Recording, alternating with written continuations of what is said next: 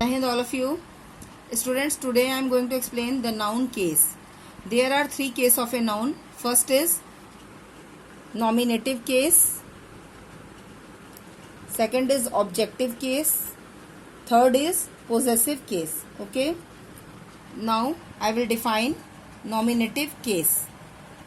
When a noun is used as the subject of a verb, it is said to be in the nominative case.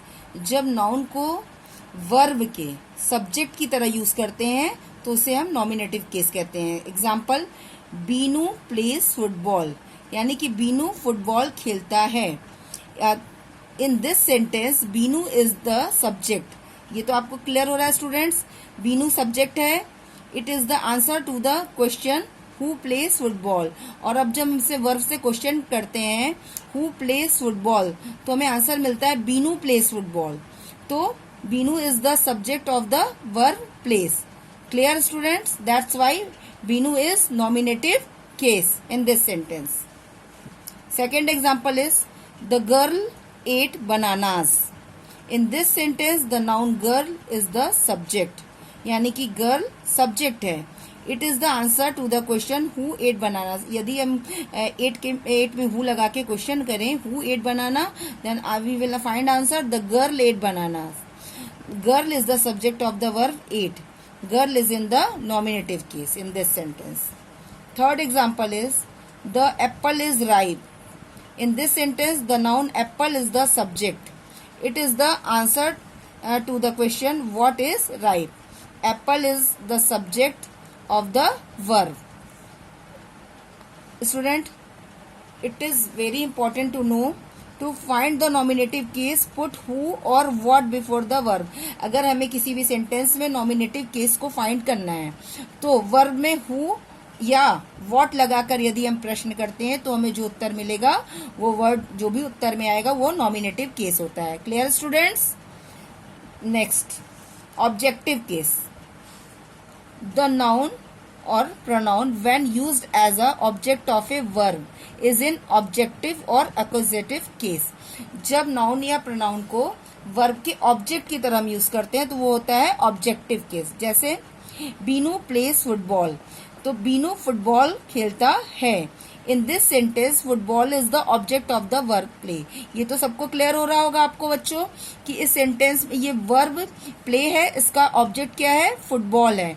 It is the answer to the question what does Binu play. यदि हम verb में question mark लगाते हैं, what लगा के question करते हैं कि व्हाट डज बीनू प्ले, तो आपको आंसर मिलेगा football. Binu plays football.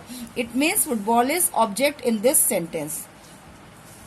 Second example is the dog bit a stranger. कुत्ते ने एक अजनबी इंसान को काटा. In this sentence stranger is the object of the verb bit. It is an answer to the question whom did the dog bite. तो इसमें अगर हमने वर्ब में whom लगाकर क्वेश्चन किया कि कुत्ते ने किसको काटा तो हमें आंसर मिलेगा स्ट्रेंजर को. To find the accusative case put what और whom बिफोर द नाउन. उसी प्रकार हम बच्चों यदि हमें किसी सेंटेंस में ऑब्जेक्टिव केस या ऑक्यूसेटिव केस को फाइंड आउट करना होता है तो वर्ब के साथ हम what और whom लगा के क्वेश्चन पूछते हैं तो हमें जो आंसर मिलेगा वो उसका ऑब्जेक्टिव केस होता है. A noun which comes after a preposition is also said to be in the accusative case as the pen is on the table. Students, जब कोई भी a noun which comes after a preposition, अगर कोई भी noun preposition के पहले आता है तो वो ऑक्यूसेटिव केस कहलाता है. The pen is on the table. यहाँ पे टेबल ऑब्जेक्ट आया है प्रीपोजिशन ऑन के पहले. The noun table is in the accusative case governed by the preposition on because preposition on is used before the noun table. Clear students? Next example is Neetu gave Beena a doll. Students इस sentence को ध्यान से देखिए. इस sentence में आपको दो object दिखाई दे रहे होंगे, एक बीना है और एक डॉल है. इसका मतलब इसमें एक डायरेक्ट ऑब्जेक्ट है और एक इनडायरेक्ट ऑब्जेक्ट है. In this sentence the noun doll is object of the verb gave and we are told that Bina a Bina was the person to whom Neetu gave a doll, यानी कि बीना वो व्यक्ति है जिसको नीतू ने अपनी गुड़िया दी। The noun Beena is called the indirect object, यानी जो बीना है वो इनडायरेक्ट ऑब्जेक्ट है वर्ब का। Gave the noun doll, the ordinary object is called the direct object, और जो डॉल दूसरा ऑब्जेक्ट है इसको हम लोग ऑर्डिनरी ऑब्जेक्ट या डायरेक्ट ऑब्जेक्ट भी कहते हैं।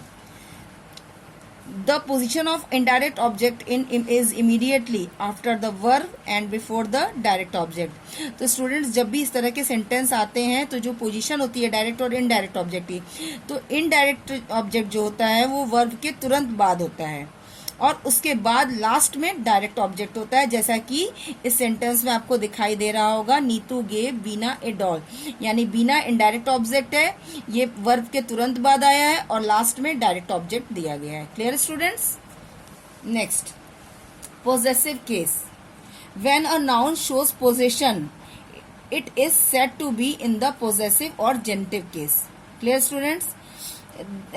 Example is this is Mohan's book, यह मोहन की किताब है।